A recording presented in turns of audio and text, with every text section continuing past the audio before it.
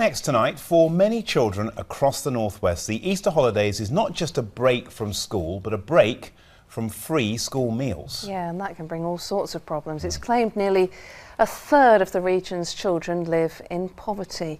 And a teenager from Darwin has decided to take a stand against what's called holiday hunger. Yeah, 15-year-old Corey McParland started the campaign Darwin Gets Hangry to share how it feels to be so hungry that your concentration and your temper is affected. So basically when I come home, I'll cook for my brothers, and like most of the time it's probably this, like cheesy beans on toast, because it's like the easiest, the cheapest meal you could make. My mum's got epilepsy, so she's always taking medication, so I like help out a lot. Because of her epilepsy, she can't go near the pots and pans. It's just too dangerous, that's why I do it. Sometimes there will be an awkward situation. If there's not enough food for all four of us, I will make myself some like soup noodles or something. Just something that can fill me up. I didn't even know I was in food poverty, like I thought it was just normal. I just got so used to being hungry that I just thought, that's life. It can be really hard, and it's worse in the holidays when we don't get dinner at school. I'll have to go to a homeless centre for food parcels to keep me and my brothers from going hungry. This is literally our only option. This is last resort.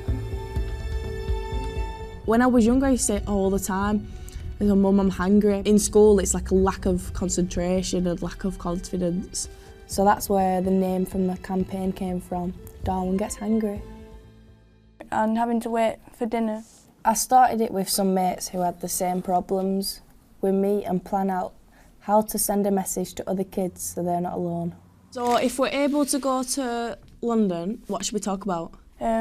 About people, how they can't concentrate in school, how angry they get, how even like sad and emotional they get when they haven't had breakfast in the morning or even tea the night before. All the people in power look at us as like vulnerable, fragile, like we don't have a say.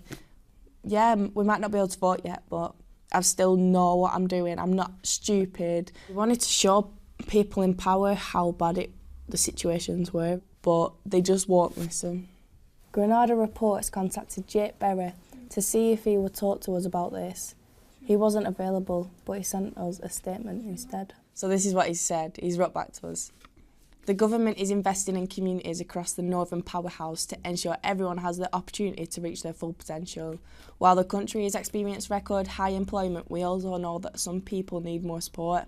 That's why we're spending $95 billion to support families who need it, and by 2022 we will be spending $28 billion more on welfare than we do now.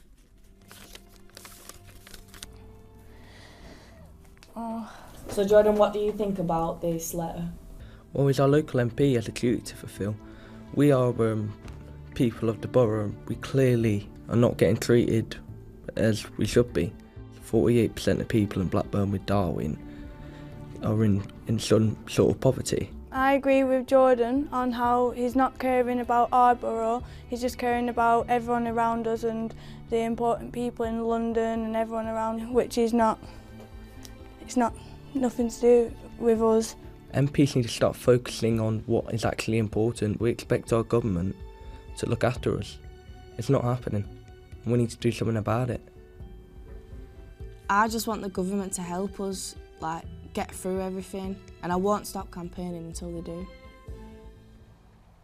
Maybe some politicians of the future yes, there. Yes, let's hope so, perhaps. And since we filmed that piece, Jake Berry has told us he is happy to meet those campaigners. Yeah, now the Department of Work and Pensions said they didn't want to comment specifically on the issues raised in that report, but they did point out that free school meals were provided for all children that need them. Well, a short while ago, Annie Connolly from the charity Church Action on Poverty came into the studio and we asked her if she thought food poverty was getting worse.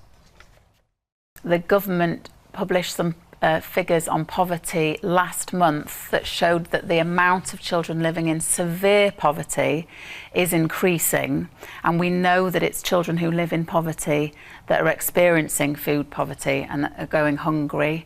The figures from the Trussell Trust go up year on year. Last year they provided nearly 500,000 food parcels for children alone, and I suspect that's going to go up this next year as well. So the problem is getting worse and worse. There'll be people at home who might question the expression severe poverty when they look back, say, at the war years and they think about how it was then. What would you say to them? I hear this quite a lot as well, and I would say that it's often hidden. So, but within certain communities, people know what's going on, but also it's behind closed doors. I still would argue, I mean, I grew up in care. I'm pretty sure my mum was broke nearly all the time, but I don't remember there being a day when I didn't have breakfast, dinner and tea. Are you saying it is worse than that? Is it attitudes, the way people are going about things today, or is it not? It is about families not having enough money to cover the basic costs. And we're talking about food today, but of course the issue is a wider one of poverty, and so children are experiencing not just eating enough food but not being able to afford school dinners. I mean, I read recently about children scrabbling about in skips to get food. At the level of deprivation, when you really hear about it, is shocking.